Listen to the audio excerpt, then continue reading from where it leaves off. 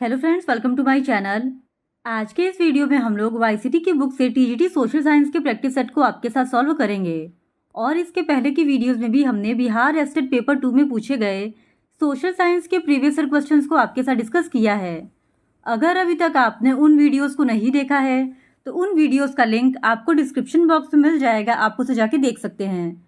तो बिना देरी किए चलिए आज का ये वीडियो स्टार्ट करते हैं। तो क्वेश्चन नंबर 1 है, वास्को डी गामा कहाँ का यात्री था? तो इस क्वेश्चन का सही जवाब हो जाएगा ऑप्शन बी, पुर्तगाल। वास्को डी गामा पुर्तगाल का यात्री था और वह एक साहसी नाविक के रूप में उत्मासा अंतरिप होते हुए भारत के मालाबार तट पर 1498 ईस्वी में आया था और यहाँ पर स्थानीय शासक जमोरीन के द्वारा उसका स्वागत किया गया था। फिर क्वेश्चन नंबर 2, अमेरिका की राजधानी कहाँ है? तो इस क्वेश्चन का सही जवाब हो जाएगा ऑप्शन सी, वॉशिंगटन। संयुक्त राज्य अमेरिका की राजधानी वॉशिंगटन डीसी में है। फिर क्वेश्चन नंबर 3, फ्रांस की राजक्रांति किस सन में हुई? तो इस क्वेश्चन का सही जवाब हो जाएगा ऑप्शन बी, 1789 में। फ्रांस की राजक्रांति सन 1789 ईस्वी में हुई थी। फिर क्वेश्चन नंबर 4, प्रथम विश्व युद्ध कब आरंभ हुआ था?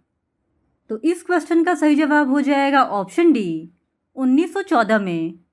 प्रथम विश्व युद्ध का आरंभ सन 1914 ईस्वी में हुआ था और प्रथम विश्व युद्ध की शुरुआत का तात्कालिक कारण 28 जून 1914 को आर्कड्यूक फर्डिनेंड की बोस्निया की राजधानी साराजोवा में हुई हत्या को माना जाता है। फिर क्वेश्चन नंबर 5, हिटलर का जन्म कहाँ हुआ? तो इस क्वेश्चन का सही जवाब है option D, Austria. Adolf Hitler का जन्म 20 अप्रैल 1889 को ऑस्ट्रिया के ब्रोनो एम इन नामक शहर में एक साधारण परिवार में हुआ था। फिर क्वेश्चन नंबर 6, भारतीय वन अधिनियम कब पारित हुआ? तो इस क्वेश्चन का सही जवाब हो जाएगा ऑप्शन बी, 1865 में। भारतीय वन अधिनियम 1865 ईस्वी में पारित किया गया। इस अधिनियम के अंतर्गत आदिवासियों के लिए पेड़ों की कटाई पर रोक लगा दिया गया और जंगल को लकड़ी के उत्पादन के लिए सुरक्षित कर दिया गया था। फिर क्वेश्चन नंबर 7, संयुक्त राष्ट्र संघ का मुख्यालय कहाँ है? तो इस क्वेश्चन का सही जवाब हो जाएगा ऑप्शन ए, न्यूयॉर्क में। संयुक्त राष्ट्र संघ एक अंतर्राष्ट्रीय संगठन है और इसकी स्थापना 1945 में हुई थी और इसका मुख्यालय न्यूयॉर्क, अमेरिका में स्थित है। फिर क्वेश्चन नंबर 8, दलहन फसल वाले पौधों की जड़ की गांठ में पाया जाता है। तो इस क्वेश्चन का सही जवाब हो जाएगा ऑप्शन ए, नाइट्रोजन स्थिरीकरण जीवाणु। दलहन फसल वाले पौधों की जड़ की गांठ में नाइट्रोजन स्थिरीकरण जीवाणु पाए जाते हैं और ये जीवाणु वातावरण के नाइट्रोजन को स्थिरीकृत कर भूमि की उर्वरता शक्ति बढ़ाते हैं। फिर क्वेश्चन नंबर 9, लोकतंत्र के बारे में इनमें से कौन सा कथन सही नहीं है? तो इस क्वेश्चन का सही जवाब हो जाएगा ऑप्शन सी, लोकतांत्रिक देशों में लोगों को विरोध करने की आज़ादी नहीं होती है। ये कथन लोकतंत्र के बारे में सही नहीं है। फिर क्वेश्चन नंबर 10, वर्ष 2005 में बिहार विधानसभा के चुनाव में अनीता भी अपने माता पिता के साथ वोट देने गई थी, लेकिन अनीता को वोट देने से रोक दिया गया। कहा गया कि उसकी उम्र अभी वोट देने की नहीं हुई है। आप हमें बताएं कि भारत में वोट देने की न्यूनतम उम्र सीमा क्या है? तो इस क्वेश्चन का सही जवाब हो जाएगा ऑप्शन सी, 18 वर्ष। भारत में वोट देने की न्यूनतम उम्र सीमा 18 वर्ष है। फिर क्वेश्चन नंबर 11, दक्षिण अफ्रीका का लोकतांत्रिक संविधान बनाने में इनमें कौन सा टकराव सबसे महत्वपूर्ण था? तो इस क्वेश्चन का सही जवाब हो जाएगा ऑप्शन सी, गोरे अल्पसंख्यक और अश्वेत बहुसंख्यकों का। फिर क्वेश्चन नंबर 12, भारत के चुनाव लोकतांत्रिक है, यह बताने के लिए इनमें से कौन सा वाक्य उपयुक्त कारण नहीं देता? तो इस क्वेश्चन का सही जवाब हो जाएगा ऑप्शन ए, भारत में दुनिया के सबसे ज़्यादा मतदाता हैं। फिर क्वेश्चन नंबर 13, देश की विधायिका, कार्यपालिका और न्यायपालिका में से उस राजनीतिक संस्था का नाम बताइए जो निम्नलिखित मामलों में अधिकारों का इस्तेमाल करती है। तो इस क्वेश्चन का सही जवाब हो जाएगा ऑप्शन ए, सड़क, सिंचाई जैसे बुनियादी ढांचों के विकास और नागरिकों को विभिन्न कल्याणकारी गतिविधियों पर कितना पैसा खर्च किया जाएगा। फिर क्वेश्चन नंबर 14, भारत के अक्षांशीय एवं देशांतरी विस्तार में लगभग कितने डिग्री का अंतर है? तो इस क्वेश्चन का सही जवाब हो जाएगा ऑप्शन सी, 30 डिग्री का। भारत के अक्षांशीय एवं देशांतरी विस्तार में लगभग 30 डिग्री का अंतर है। फिर क्वेश्चन नंबर 15, बिहार के उत्तर पश्चिमी किनारे पर हिमालय की कौन सी श्रेणी है? तो इस क्वेश्चन का सही जवाब हो जाएगा ऑप्शन बी, शिवालिक। बिहार के उत्तर पश्चिमी किनारे पर शिवालिक हिमालय की श्रेणी है और यह हिमालय की सबसे निचली श्रृंखला है। फिर क्वेश्चन नंबर 16, निम्नलिखित में से कौन लवणीय झील है? तो इस क्वेश्चन का सही जवाब हो जाएगा ऑप्शन सी, सांभर। सांभर झील लवणीय झील है, जबकि वूलर, डल और गोविंद सागर मीठे पानी की झीलें हैं। फिर क्वेश्चन नंबर 17, दक्षिण भारत के संदर्भ में कौन सा तथ्य गलत है? तो इस क्वेश्चन का सही जवाब हो जाएगा ऑप्शन सी, तापांतर वर्ष भर अधिक रहता है। दक्षिण भारत के संदर्भ में तापांतर वर्ष भर अधिक रहता है, यह तथ्य गलत है, क्योंकि यहाँ दैनिक एवं वार्षिक तापांतर दोनों ही कम होता है। फिर क्वेश्चन नंबर 18, भरतपुर पक्षी विहार कहाँ स्थित है? तो इस क्वेश्चन का सही जवाब हो जाएगा ऑप्शन सी, राजस्थान में। भरतपुर पक्षी विहार राजस्थान में स्थित है। फिर क्वेश्चन नंबर 19, निम्नलिखित में से कौन जनसंख्या परिवर्तन के प्रमुख कारण है? तो इस क्वेश्चन का सही जवाब हो जाएगा ऑप्शन डी, उपयुक्त सभी। जनसंख्या परिवर्तन के प्रमुख कारणों में जन्म दर, प्रवास और मृत्यु दर, ये तीनों ही आते हैं। फिर क्वेश्चन नंबर 20, महाभारत लेख क्या है? तो इस क्वेश्चन का सही जवाब हो जाएगा ऑप्शन ए, पर्वत श्रृंखला। फिर क्वेश्चन नंबर 21, बांग्लादेश कब स्वतंत्र हुआ? तो इस क्वेश्चन का सही जवाब हो जाएगा ऑप्शन सी, 17 दिसंबर 1971 को। बांग्लादेश 17 दिसंबर 1971 ईस्वी को एक सार्वभौम स्वतंत्र देश घोषित हुआ था। इससे पहले वह पूर्वी पाकिस्तान के रूप में पाकिस्तान का एक अंग घोषित किया गया था। फिर क्वेश्चन नंबर 22, श्रीलंका कब स्वतंत्र हुआ? तो इस क्वेश्चन का सही जवाब हो जाएगा ऑप्शन बी, 4 जनवरी 1948 को। भारत की स्वतंत्रता के पश्चात 4 जनवरी 1948 ईस्वी को श्रीलंका भी उपनिवेश मुक्त होकर एक स्वतंत्र देश बन गया था।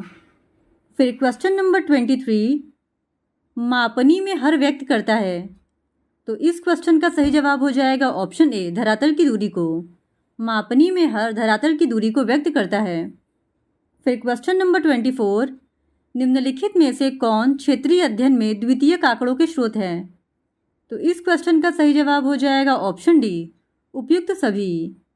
जनगणना विभाग, ग्राम पंचायत एवं कृषि विभाग क्षेत्रीय अध्ययन में द्वितीयक आंकड़ों के स्रोत हैं और द्वितीयक आंकड़े वे आंकड़े होते हैं जो किसी स्रोत द्वारा उपलब्ध कराए जाते हैं। फिर क्वेश्चन नंबर 25, मानव जनित आपदा के प्रभाव को कम करने के कौन से उपाय हैं? तो इस क्वेश्चन का सही जवाब हो जाएगा ऑप्शन सी, सामुदायिक जागरूकता पर ध्यान देना। फिर क्वेश्चन नंबर 26, सुनामी किस प्रकार की आपदा है? तो इस क्वेश्चन का सही जवाब हो जाएगा ऑप्शन बी, प्राकृतिक। सुनामी एक प्राकृतिक आपदा है। फिर क्वेश्चन नंबर 27, एंथ्रेक्स क्या है? तो इस क्वेश्चन का सही जवाब हो जाएगा ऑप्शन ए, अति सूक्ष्म जीव। एंथ्रेक्स एक अति सूक्ष्म जीव होते हैं और एंथ्रेक्स नाम के जीवाणु का प्रयोग जैविक अस्त्र के रूप में भी किया जाता है। फिर क्वेश्चन नंबर 28, उत्पादन के प्रमुख कितने साधन हैं? तो इस क्वेश्चन का सही जवाब हो जाएगा ऑप्शन सी, 5। अर्थशास्त्र में उत्पादन के 5 साधन होते हैं, जो भूमि, श्रम, पूंजी, व्यवस्था या संगठन और उद्यम हैं। फिर क्वेश्चन नंबर 29, निम्नलिखित में कौन श्रम के अंतर्गत आता है? तो इस क्वेश्चन का सही जवाब हो जाएगा ऑप्शन सी, शिक्षक द्वारा अध्यापन। शिक्षक द्वारा अध्यापन श्रम के अंतर्गत आता है। फिर क्वेश्चन नंबर 30, भारत की प्रमुख आर्थिक समस्या नहीं है। तो इस क्वेश्चन का सही जवाब हो जाएगा ऑप्शन बी, औद्योगिक विकास। औद्योगिक विकास भारत की प्रमुख आर्थिक समस्या नहीं है। फिर क्वेश्चन नंबर 31, भारत में ग्रामीण क्षेत्र में पाई जाती है। तो इस क्वेश्चन का सही जवाब हो जाएगा ऑप्शन सी, अदृश्य बेरोजगारी। भारत के ग्रामीण क्षेत्र में अदृश्य बेरोजगारी पाई जाती है। फिर क्वेश्चन नंबर 32, सन 1943 में भारत के किस प्रांत में भयानक अकाल पड़ा? तो इस क्वेश्चन का सही जवाब हो जाएगा ऑप्शन सी, बंगाल में। सन 1943 में भारत के बंगाल प्रांत में भयानक अकाल पड़ा था और जिसकी विभीषिका की चर्चा अर्थशास्त्री अमर्त्य सेन ने भी किया है। फिर क्वेश्चन नंबर 33, इटली एवं जर्मनी वर्तमान में किस महादेश के अंतर्गत आते हैं? तो इस क्वेश्चन का सही जवाब हो जाएगा ऑप्शन सी, यूरोप। इटली और जर्मनी वर्तमान समय में यूरोप महाद्वीप के अंतर्गत आते हैं। फिर क्वेश्चन नंबर 34, यूरोप वासियों के लिए किस देश का साहित्य एवं ज्ञान विज्ञान प्रेरणा स्रोत रहा? तो इस क्वेश्चन का सही जवाब हो जाएगा ऑप्शन बी, यूनान। फिर क्वेश्चन नंबर 35, लेनिन की मृत्यु कब हुई थी? तो इस क्वेश्चन का सही जवाब हो जाएगा ऑप्शन डी, 1924 को। लेनिन की मृत्यु सन 1924 ईस्वी में हुई थी। फिर क्वेश्चन नंबर 36, हिंद चीनी क्षेत्र में अंतिम युद्ध समाप्ति के समय में अमेरिकी राष्ट्रपति कौन थे? तो इस क्वेश्चन का सही जवाब हो जाएगा ऑप्शन बी, निक्सन। हिंद चीनी क्षेत्र में अंतिम युद्ध समाप्ति के समय अमेरिकी राष्ट्रपति निक्सन थे। फिर क्वेश्चन नंबर 37, वल्लभ भाई पटेल को सरदार की उपाधि किस किसान आंदोलन के दौरान दी गई? तो इस क्वेश्चन का सही जवाब हो जाएगा ऑप्शन ए, बारदोली सत्याग्रह के दौरान। वल्लभ भाई पटेल को सरदार की उपाधि बारदोली किसान आंदोलन के दौरान प्राप्त हुई थी और बारदोली किसान आंदोलन फरवरी 1928 में गुजरात के सूरत जिला के बारदोली तालुका में लगान वृद्धि के खिलाफ किसानों में असंतोष की भावना के कारण जागृत हुई थी। फिर question number 38, Akhil Bharatiya trade union Congress की स्थापना कब हुई? तो इस क्वेश्चन का सही जवाब हो जाएगा ऑप्शन डी, 1920 को। 31 अक्टूबर 1920 ईस्वी को अखिल भारतीय ट्रेड यूनियन कांग्रेस की स्थापना की गई और लाला लाजपत राय उसके प्रधान बनाए गए। फिर क्वेश्चन नंबर 39, कौन सा सामाजिक वर्ग बुद्धिजीवी वर्ग के रूप में उभर कर आया? तो इस क्वेश्चन का सही जवाब हो जाएगा ऑप्शन डी, मध्यम वर्ग। मध्यम वर्ग बुद्धिजीवी वर्ग के रूप में उभर कर आया था। फिर क्वेश्चन नंबर 40, भूमंडलीकरण की शुरुआत किस दशक में हुई? तो इस क्वेश्चन का सही जवाब हो जाएगा ऑप्शन ए, 1990 के दशक में। भूमंडलीकरण नामक शब्द का सबसे पहले इस्तेमाल संयुक्त राज्य अमेरिका के जॉन विलियमसन ने 1990 में किया था और दक्षिण अमेरिका महाद्वीप में संयुक्त राज्य अमेरिका के द्वारा इसे अपनी महत्वपूर्ण आर्थिक नीति के रूप में आरंभ किया गया था। फिर क्वेश्चन नंबर 41, विश्व में सर्वप्रथम मुद्रण की शुरुआत कहाँ हुई? तो इस क्वेश्चन का सही जवाब हो जाएगा ऑप्शन सी, चीन में। विश्व में सर्वप्रथम मुद्रण की शुरुआत चीन में हुई थी और चीन के बाद मुद्रण जापान और कोरिया में विकसित हुआ था। फिर क्वेश्चन नंबर 42, सूची 1 और सूची 2 का मेल कराए। तो यहाँ पे सूची 1 को सूची 2 के साथ मेल कराना है। तो सबसे पहले ए, अधिकारों और अवसरों के मामले में स्त्री और पुरुष की बराबरी मानने वाला व्यक्ति नारीवादी कहलाता है। बी, धर्म को समुदाय का मुख्य आधार मानने वाला व्यक्ति सांप्रदायिक कहलाता है।